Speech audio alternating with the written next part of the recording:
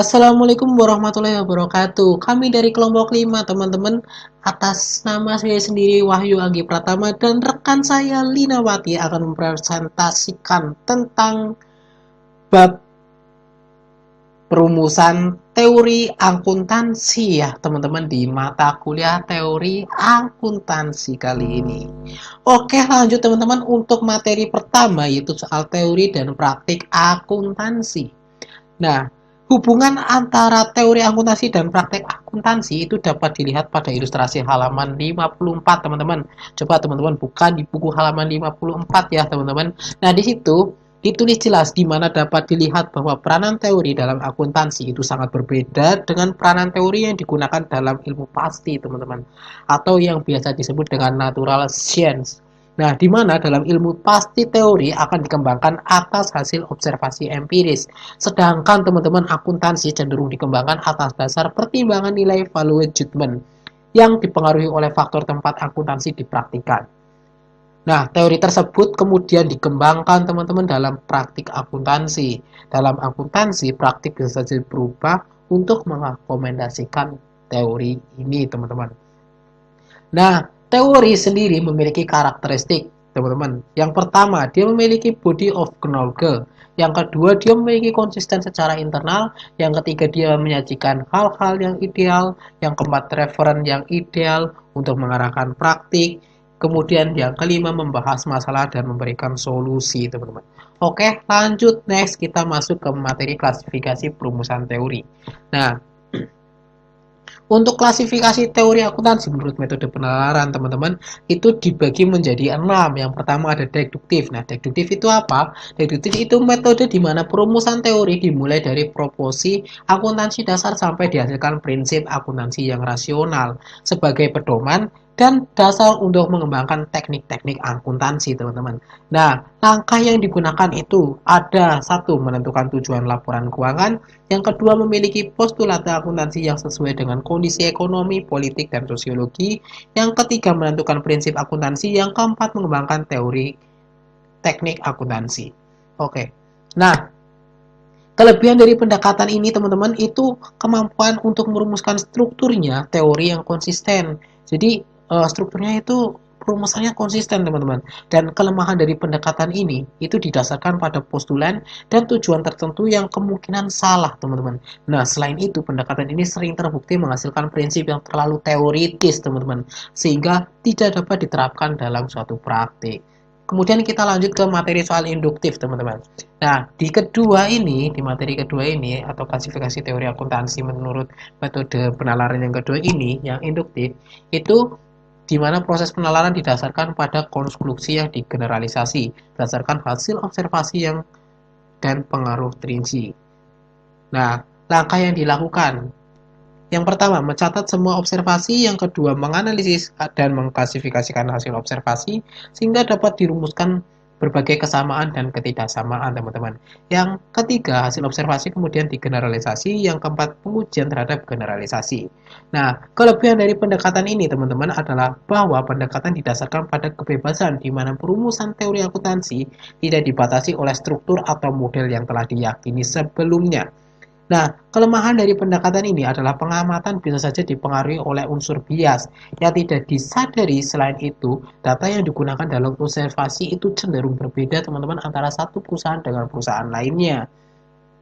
Kemudian yang ketiga itu ada etik. Etik, kita biasa tahu etik itu apa. Nah, di mana pendekatan didasarkan pada konsep kebenaran, keadilan, dan kewajaran, teman-teman. Kemudian kita lanjut ke sosiologi.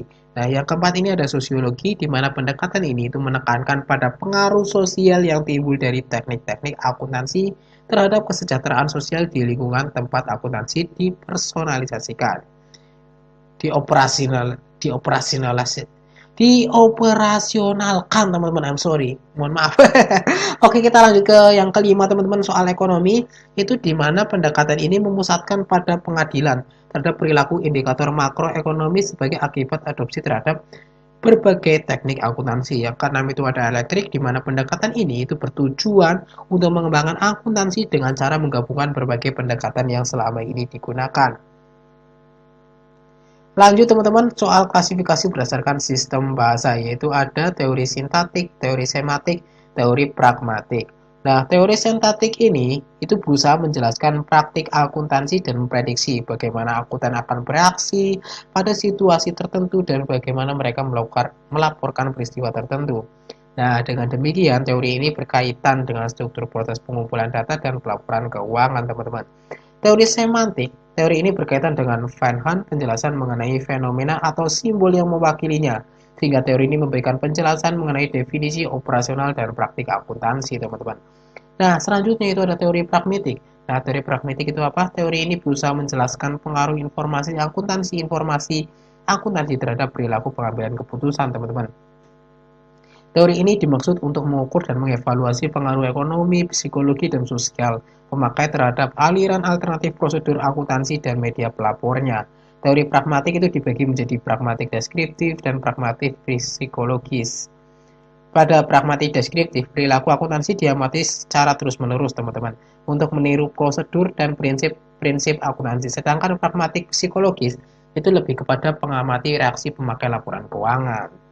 Nah, oke, lanjut teman-teman, kita masuk ke materi selanjutnya soal klasifikasi berdasarkan tujuan. Itu ada dua teman-teman untuk klasifikasinya. Yang pertama ada teori normatif atau teori ini tuh berusaha menjelaskan bagaimana seharusnya akuntansi dipraktikkan.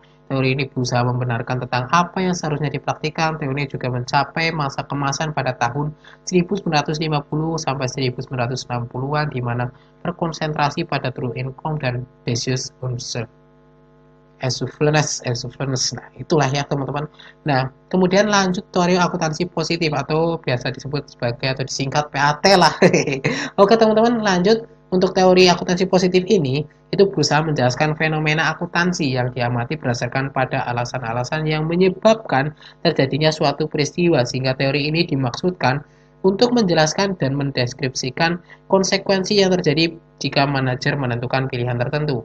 Teori akuntansi positif berusaha untuk menjawab pertanyaan-pertanyaan sebagai berikut.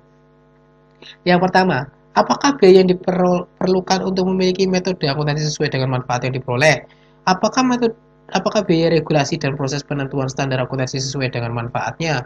Apakah laporan keuangan berpengaruh terhadap harga saham? Nah, itu merupakan pertanyaan-pertanyaan ya teman-teman. Asumsi yang digunakan teori akuntansi positif itu ada 3 asumsi yang digunakan oleh akuntansi positif. Yang pertama, manajer, investor, kreditor, dan individu lainnya bersikap rasional dan berusaha memaksimumkan kepuasan. Yang kedua, manajer memiliki kebebasan untuk memilih metode akuntansi yang memaksimumkan kepuasan mereka atau mengubah kebijakan produksi, investasi, dan pendanaan perusahaan untuk memaksimumkan kepuasan mereka. Yang ketiga, manajer mengambil tindakan yang dimaksimumkan nilai perusahaan. Oke. Lanjut dijelaskan oleh Saudari Lina. Selanjutnya tentang teori akuntansi positif adalah pengujian terhadap 3 hipotesis. Hipotesis pertama adalah hipotesis rencana bonus atau bonus plan hypothesis. Di sini manajer perusahaan dengan rencana bonus tertentu akan cenderung lebih menyukai metode yang meningkatkan laba pada periode berjalan. Untuk hipotesis kedua adalah hipotesis hutang atau ekuitas atau debt equity hypothesis. Di sini, makin tinggi rasio hutang atau ekuitas perusahaan, maka makin besar kemungkinan bagi manajer untuk memilih metode akuntansi yang bisa menaikkan laba. Hipotesis ketiga adalah hipotesis cost politik atau political cost hypothesis. Nah, di sini perusahaan besar akan cenderung menggunakan metode akuntansi yang bisa mengurangi laba periodik dibandingkan dengan perusahaan-perusahaan kecil. Dari 3 hipotesis di atas bisa menunjukkan bahwa teori akuntansi positif mengakui adanya 3 hubungan keagenan. Satu adalah hubungan antara manajemen dengan pemilik, yang kedua adalah hubungan antara manajemen dengan kreditor, dan yang ketiga adalah hubungan manajemen dengan pemerintah. Kemudian, menurut Witts dan Zimmerman, teori akuntansi positif juga telah memberikan kontribusi pada pengembangan akuntansi. Di antaranya adalah 1. Menghasilkan pola sistematik dalam pemilihan akuntansi dan memberikan penjelasan spesifik terhadap pola tersebut. Yang kedua adalah memberikan kerangka yang jelas dalam memahami akuntansi. Yang ketiga, menunjukkan peran utama contracting cost dalam teori akuntansi. Yang keempat, menjelaskan mengapa akuntansi bisa digunakan dan memberikan kerangka dalam memprediksi pilihan-pilihan akuntansi. Dan yang terakhir adalah mendorong riset yang relevan dengan akuntansi dengan menekankan pada prediksi dan penjelasan terhadap fenomena akuntansi. Selanjutnya kita akan membahas tentang artikel yang berkaitan dengan materi kali ini. Ada 2 artikel ilmiah. Artikel pertama ada pengembangan teori akuntansi berbasis filsafat ilmu, ditulis oleh Munt Abdullah dan dimuat dalam jurnal Akrual pada 2011. Artikel ini membahas tentang pengembangan suatu teori. Teori sebenarnya akan terus berkembang dan akan terus disempurnakan melalui berbagai penelitian ilmiah yang dilakukan karena adanya pengenalan yang lebih baik terhadap dunia nyata dari era ke era. Dan untuk memahami bagaimana suatu teori berkembang, menurut Meadow ada beberapa pendekatan yang bisa digunakan, yaitu induktivisme, falsifikasi, research program, paradigma kun, dan anarkisme. Filsafat ilmu sendiri adalah bagian dari epistemologi yang secara spesifik mengkaji tentang hakikat ilmu. Dan filsafat ilmu dibagi ke dalam filsafat ilmu alam dan filsafat ilmu sosial, di mana akuntansi termasuk ke dalam filsafat ilmu sosial. Filsafat ilmu adalah cabang dari filsafat yang banyak digunakan oleh ahli ekonomi untuk mengembangkan ilmunya. Dalam filsafat ilmu, teori dibangun menggunakan preposisi positif dan hipotesis, yaitu diawali dengan observasi, kemudian melalui proses induksi dihasilkan preposisi positif. Kemudian preposisi positif bersama-sama dengan anggapan a priori akan dilakukan proses deduksi untuk menghasilkan preposisi hipotesis. Kemudian hipotesis tersebut diuji untuk menghasilkan teori yang bisa digunakan sebagai dasar untuk membuat aturan, prosedur, metode, dan sebagainya yang bisa digunakan dalam praktek. Artikel ilmiah yang kedua adalah Mainstream Accounting and its Paradigm, A Critical Analysis, ditulis oleh Imam Wahyudi dan dimuat dalam Gajah Mada International Journal of Business pada September 1999. Artikel ini membahas tentang metodologi penelitian yang mendominasi dalam penelitian akuntansi. Metodologi mainstream ini didasarkan pada metodologi ilmu alam atau natural science dan merupakan pendekatan hipotesis deduktif, di mana memiliki asumsi bahwa manusia merupakan objek pasif yang tidak memiliki kemampuan untuk menciptakan realitas sosial. Hasilnya, akuntansi cenderung dilihat sebagai informasi objektif yang terpisah dari lingkungan sosialnya. Kemudian, asumsi ini menciptakan kerugian-kerugian dalam pengembangan praktik akuntansi serta penelitian akuntansi. Karena penelitian akuntansi cenderung terpisah dari praktik akuntansinya, maka banyak dari hasil penelitian tidak bisa diaplikasikan dalam realita akuntansi, sehingga penelitian dan perumusan teori akuntansi tidak bisa memberikan jawaban yang tepat terhadap permasalahan-permasalahan akuntansi yang ada.